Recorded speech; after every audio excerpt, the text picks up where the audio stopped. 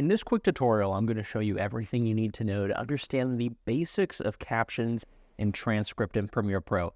I'm going to show you how you can edit all your text at once, how you can actually convert that text to a graphic and add transitions to it, and how just in general to play around with captions and that transcript in Adobe Premiere Pro. I already have Adobe Premiere Pro pulled up with a video ready to go, so let's just jump right into it. As you can see, I have this text panel here. I'm going to show you what happens if you don't have that text panel and you're looking for how you could possibly bring that in. If you're new to Adobe Premiere Pro, what you're going to do is go up to Window, where you can add all your different panels, but you're going to go down to Text, and voila, it pops that up. Now we have a couple different options. We have Transcript, Captions, and Graphics. Transcript is basically what is said in the video, and Adobe Premiere Pro is really cool in the fact that it will automatically do that. It will automatically create the transcript for you. I will put a little bit of an asterisk next to that. It's not perfect, so you will always want to go through and be sure that what you're saying is actually what Premiere Pro picked up as what's being said.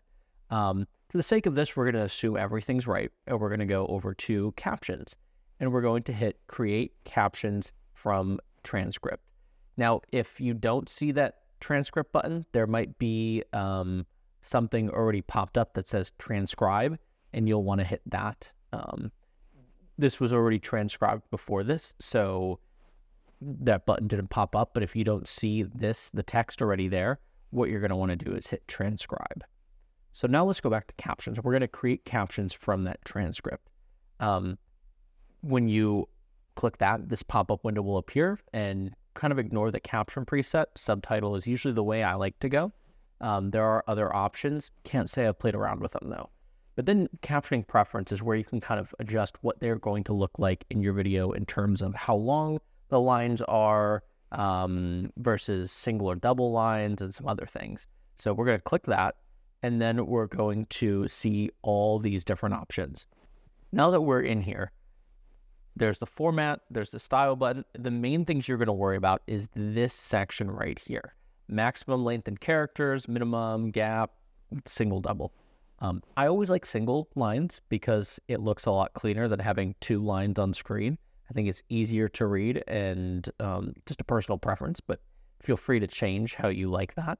I like to increase the maximum length in characters and the minimum duration in seconds, just because I do like how more text can stay on screen longer, but again, I don't like that double line.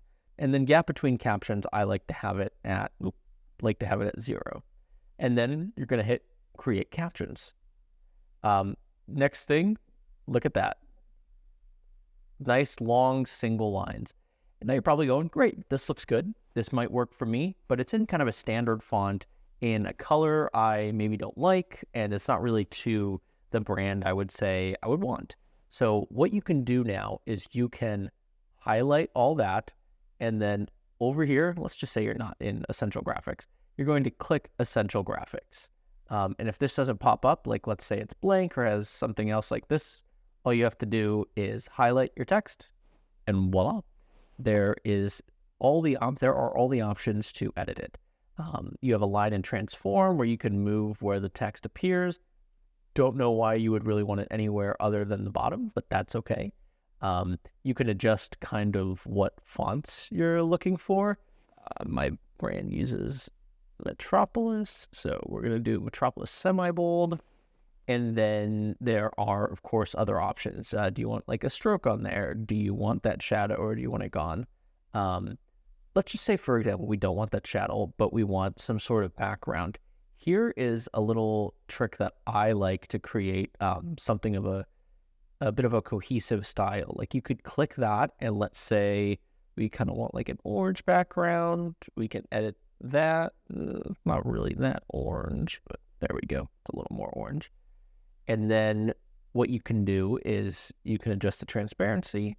Let's say I want it all the way where you can't see through it. And then I want to increase that. And then you can adjust the curves.